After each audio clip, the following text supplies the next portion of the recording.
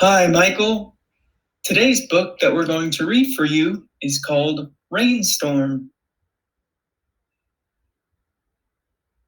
Today, I will go out to play.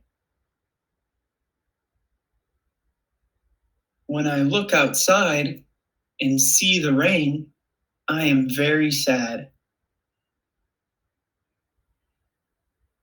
When I hear the thunder, I am very mad.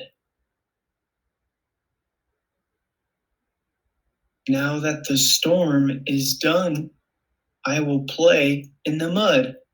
It is not that bad. Now I am having fun, and I am very glad. Comprehension questions. Number 1. What does the character in this story want to do? He wants to go outside to play. Number 2. Why can't the character go out and play at the beginning of the story? Because it is raining. Number 3. Why is it muddy outside? Because it was raining. Number 4.